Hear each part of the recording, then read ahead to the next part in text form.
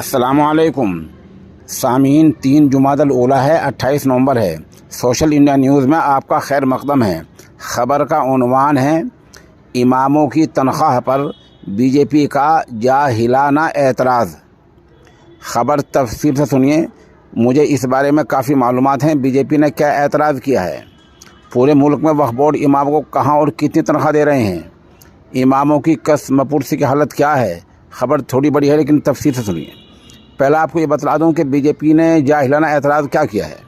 B J پی کے ایک ان پڑھ قسم کے ایم پی ہیں جن کا نام ہے پرویش ورما۔ انہوں نے کہا ہے، آج کل پتہ ہے آپ کو کہ دہلی میں ایم سی ڈی کا نگر نگم کا چناؤ چل رہا ہے۔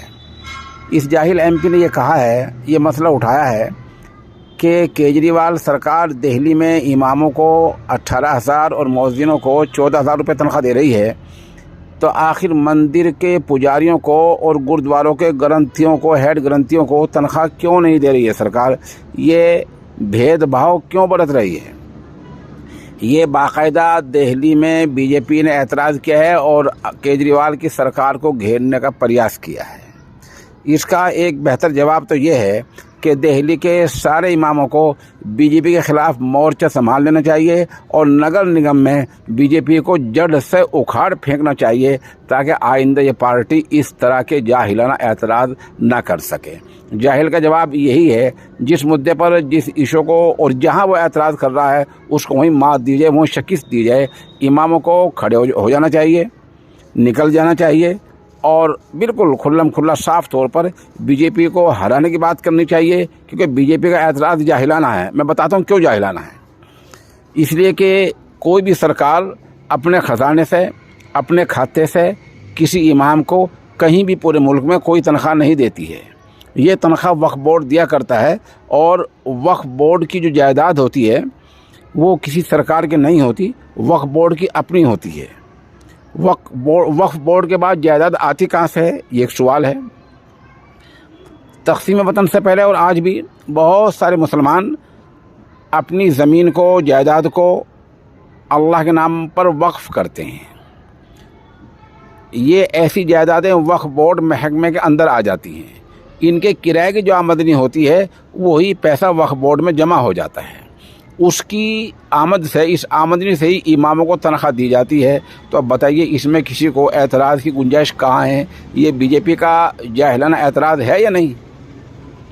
اور سنیے، اس جاہل ایم پی نے کیجریوال کو خط بھی لکھا ہے اور یہ بھی اعتراض اٹھایا ہے کہ پورے ملک میں اماموں کو تنخواہ سرکار دے رہی ہے۔ ارے سوال یہ ہے، جاہل آدمی، اماموں کو تنخواہ کہاں دے رہی ہے سرکار؟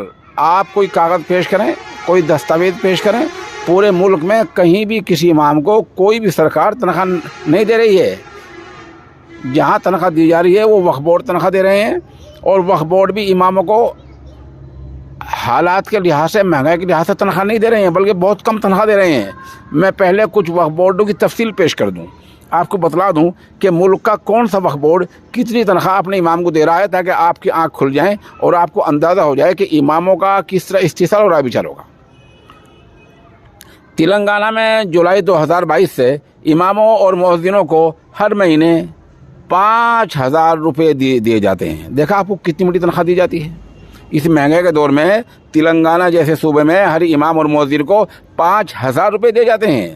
مغرب بنگال کی سرکار 2012 سے اماموں کو ہر مہینے 2,525 روپے دے رہی ہے۔ اسے سن کر ہنسی آتی ہے۔ مدھیہ پردیش وقف بورڈ امام کو 5,000 روپے مہینہ اور مؤذن کو 45 روپے مہینہ دے رہا ہے۔ ہریانہ وقف بورڈ اپنی مسجدوں کے 423 اماموں کو ہر ماہ 15,000 روپے مہینہ دیتا ہے۔ بہار میں سال 2021 سے سنی وقف بورڈ اپنی مسجدوں کے اماموں کو 15,000 اور مؤذنوں کو 10,000 روپے دیتا ہے۔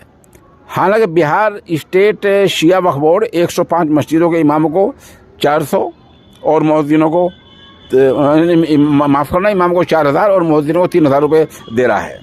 بہار سرکار سالانہ 100 کروڑ روپے کا فنڈ وقف بورڈ کو انودان کے طور پر دیتی ہے۔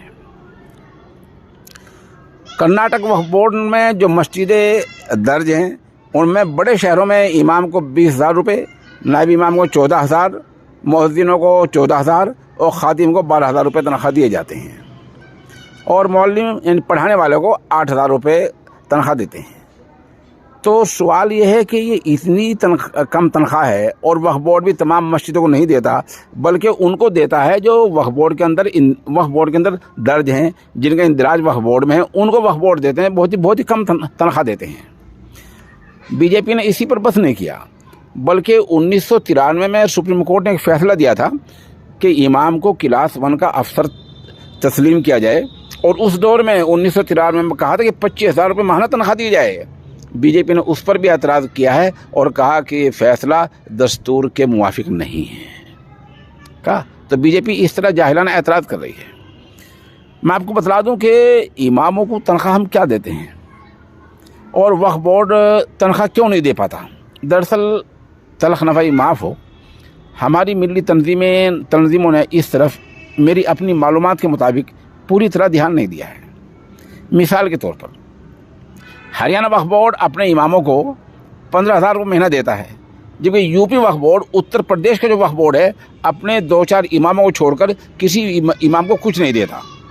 हालांकि हरियाणा के पास जितनी जायदादें हैं उससे कहीं, उत्तर प्रदेश वक्फ बोर्ड के पास हरियाणा से कहीं ज़्यादा जायदादें हैं, लेकिन कभी भी हमारी मिली तंजीमों ने उत्तर प्रदेश सरकार से या किसी डीएम से या सरकारी महकमे से ये मांग नहीं की कि जिन लोगों ने नाजायज़ कब्ज़े कर रखे हैं उनसे उन जायदादों को छुड़ाया जाए।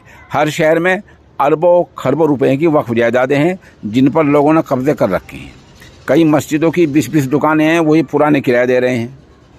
आपको करना क्या है, आप मुतल्लिक़ा वज़ीर आला से मिलें, वक्फ बोर्ड के सीईओ से, चेयरमैन से मिलें, आप डीएम से मिलें और आप बाकायदा फहरिस्त बना के दें कि ज़मीनें वक्फ की हैं। और अब फहरिस्त कहाँ से आएंगी, ये एक सवाल है कि फहरिस्त कहाँ से आएंगी। 1938 का जमाबंदी रिकॉर्ड होता है, उस जमाबंदी रिकॉर्ड में सब लिखा होता है कि शहर में कहाँ और कितनी वक्फ जायदादें हैं। जमात उलमा है, मिली कौंसिल है, मुस्लिम पर्सनल बोर्ड है, अहले हदीस है, ये बहुत सारी तंजीमें हैं। ये अगर सब नहीं तो कम से कम कोई एक भी इस मुद्दे को उठा ले, अगर 5-10 साल मेहनत करे तो ये इशू हल हो सकता है और वक्फ बोर्ड की जायदादों से कब्ज़े छूट सकते हैं। कब्ज़े छूटने के लिए क्या करना पड़ेगा, सरकार को ये पास करना पड़ेगा कि जो वक्फ बोर्ड की जायदाद है उसकी हैसियत वही है जो पंचायती और नगर पालिका की जगह की होती है। अभी ये हैसियत नहीं है, उसको पब्लिक प्रीमिसाइज एक्ट कहते हैं, पीपी एक्ट। उसके तहत वक्फ बोर्ड की जायदाद फ़िलहाल नहीं आती है, ये पंचायती जायदाद आती हैं और नगर पालिका की जायदाद पीपी एक्ट के तहत आती हैं, लेकिन वक्फ बोर्ड की जायदाद पीपी एक्ट के तहत नहीं आती। इसमें फ़र्क ये है कि अगर कहीं वक्फ बोर्ड की जायदाद को छुड़ाने के लिए आप किसी थाने में जाएंगे तो सिपाही या दरोगा आपके साथ फ़ौरन नहीं जाएगा, जबकि पंचायती जगह को छुटाने के लिए तहसीलदार और वो फ़ौरन आ जाएंगे। अगर असम्बली में ये कानून पास हो जाए कि पीपी एक्ट लागू होगा तो वक्फ बोर्ड की जायदाद की हैसियत बन जाएगी। इसी तरह वक्फ बोर्ड की दुकानों को रेंट कंट्रोल एक्ट से मुस्तस्ना करार दिया जाए। इसका मतलब ये होता है कि जैसा ज़माना आ जाए, महंगाई का आ जाए तो दुकानों का किराया महंगा हो जाए, और महंगा हो जाए तो दुकानों का किराया जो है बढ़ जाए। दुकानों का किराया अपने आप बढ़ता रहे, ये भी कानून बनवाना पड़ेगा। लेकिन ये कानून बनवाने के लिए घरों से बाहर निकलना होगा।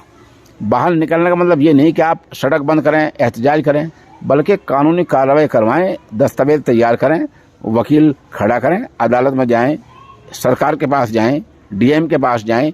5-10 साल मेहनत करनी पड़ेगी, लेकिन वक्फ का मसला ये हल हो जाएगा। इस तरह उत्तर प्रदेश में नहीं, बल्कि उत्तर प्रदेश, दिल्ली, कर्नाटक, हरियाणा, पंजाब और जितने हमारे 29 सूबे हैं, इन सब में औकाफ का मसला है।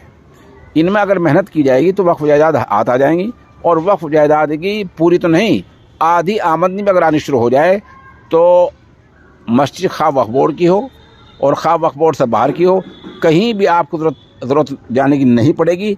हर इमाम की तनख्वाह वहीं से इंशाअल्लाह निकल आएगी। लेकिन ये काम करने का है और ये ज़ुबानी बातों का नहीं है।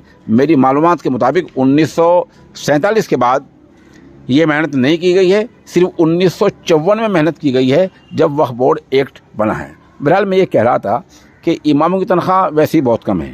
वक्फ बोर्ड जहाँ जो तनख्वाह दे रहा है वो मैंने आपको बतला दिया है। पब्लिक महल्ला में जो इमामों को तनख्वाह देती है वो सब आपको पता है कितनी कम तनख्वाह देती है। इमामों का चारों तरफ से इस्तीसाल हो रहा है। अब नया इस्तीसाल ये हुआ है कि बीजेपी के एमपी ने, बीजेपी के लोगों ने दिल्ली सरकार को घेरा है, हालांकि गलत तरीके से घेरा है। तो एक जवाब इसका ये है कि आप इस सरकार को उखाड़ फेंकें और नगर निगम में खुलकर बीजेपी के खिलाफ काम करें, ताकि इस पार्टी को सबक मिल जाए। हम इस बारे में अगला बुलेटिन जारी करेंगे। हम मज़ीद इस मौजू पर मुताला कर रहे हैं। इंशाअल्लाह माहिरीन से मालूमात करने के बाद अगला